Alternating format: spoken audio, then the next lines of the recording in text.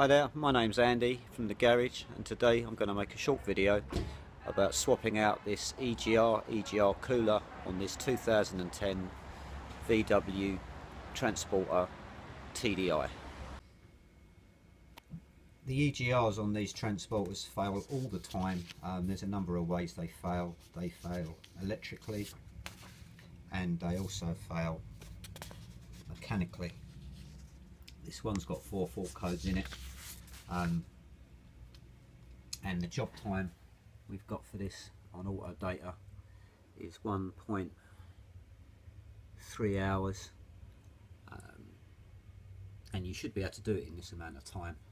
The purpose of this video is just to show you a few little tips and tricks that I've found after that will help you get to some of the small bolts easier and save yourself some time. This is the replacement from Volkswagen. Comes in an unbranded box actually, which is surprising, but nevertheless, here it is. It's made by Valio. Get it to focus. And one of the first things we're going to do is we're going to take this pipe here off. There's a reason for that, and I'll come to that shortly. It's fixed to the vehicle in a number of places. 1, 2, 3 and 4. The flexi exhaust pipes are fitted here, as you can see on the end of it, which is when it's situated on the vehicle is actually on the right hand side of it. First thing you want to do is get this big air intake pipe off and get that tucked out of the way. You only really want to undo this end. Don't worry about the other end, just leave it in the vehicle. Once you've moved that out of the way, bend it in half and tuck it underneath the vacuum pipe for the brake hose and get that out of the way. Don't forget, stuff a bit of rag in the throttle body there, so you can't drop any screws in there, because that really will spoil your day. Next thing we're going to do is get rid of this pipe. Once we've got the pipe off, we're going to disconnect the electrical connector, that's next, and get rid of this little vacuum pipe at the back here, get rid of that. Next step is to undo that one there, the one behind it, and this is the pipe that I said I'm going to take off the new EGR and leave in the car. We're going to undo the 2 little Torx head screws here and here, and the reason for this is that I found that even if you do take this clip off and try and push this pipe down, it invariably doesn't want to come unstuck, and the more you push on it, the more chance you've got of splitting the hose. So it's my personal preference. I think it's faster. Just take these 2 Torxes out and leave it in the car, and then you can reattach it once the new EGR goes back in. Next step is to disconnect this pipe here. Don't bother trying to undo it this end.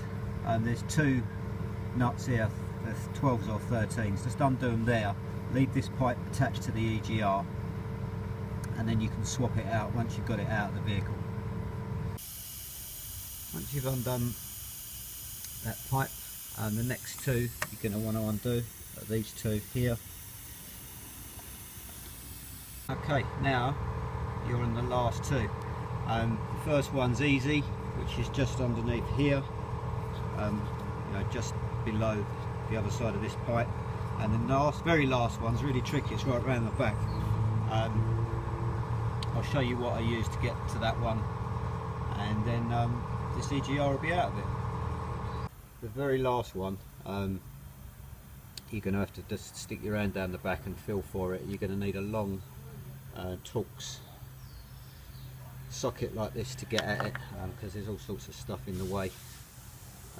This one can be a bit frustrating, but be patient and it'll come out.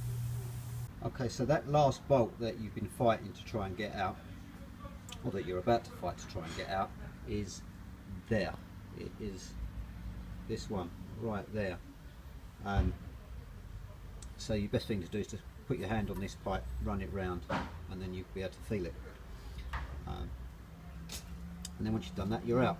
And like I said, leave this pipe. The reason you're leaving this pipe on to start with is because of these 2 spline bolts, which would be a real pain to try and do in the car.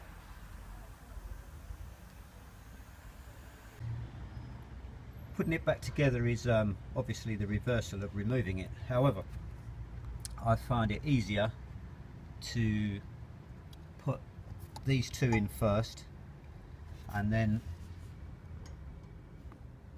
these two, and then the two hidden ones at the back there. I shouldn't have to say this, but I'm doing it, I just can't help myself.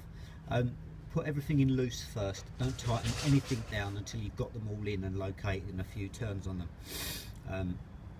It will save you a lot of cursing and swearing when something's just very slightly misaligned and you can't get the screw in and find yourself undoing everything else or crossing the screw up. And the last thing I'm going to do is I'm going to swap the little O-ring off of the new pipe onto the old pipe. Okay, so we're all back together now. All pipes connected. Don't forget the little vacuum one at the top there. And the next thing we're going to do is to adapt it back into the vehicle, and at the end we're going to do a post-mortem on the old one to show you why it failed. Okay, so now all we've got to do is adapt this in, and we're using VCDS for this. Go to engine,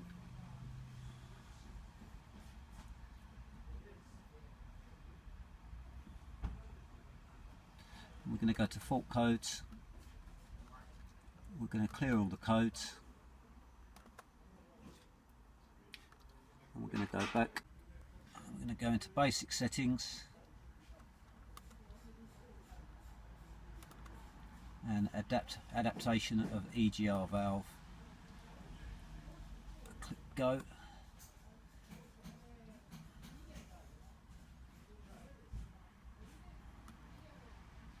And then once we've done that, we're going to get the vehicle to test the EGR, which is EGR Test. Going to do that, and it doesn't like that at the moment, so we're going to have to go back. Right, once you've adapted the EGR in, come out of that screen and then go back to basic settings, and you can ask the vehicle to test the EGR, which we're going to ask it to do. And you can hear the engine speed increases, and then after about 30 seconds or so, when it's finished, it tells you finished correctly and you're good to go. Okay, so here we are. We're going to have a quick look at what it is that goes bad on these EGRs. Firstly, we'll start with the flow code that you get. The exhaust gas comes in from this side, down there, round there. This is the cooled side, and as you can see there, this will focus, it's pretty much blocked up, and this is why you get a flow code, because inside here it becomes restricted. We've tried cleaning these, don't even bother. They'll be blocked up from front to back. We've tried running drill bits down there and putting engine oven cleaner in there and all sorts of stuff, and it really doesn't work. You run the risk also of piercing. If you run a drill bit down there, you run a chance of piercing the water jacket. So the only real way to fix these things is to replace them. The second way they go bad, which is what happened to this one, is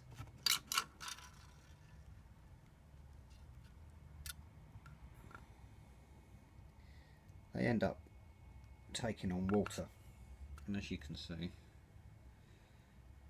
all the green goblins are in there and they've messed it up. That spring, the tang on it, you can see right there, has broken off, and it's all rusty and nasty and messed up inside.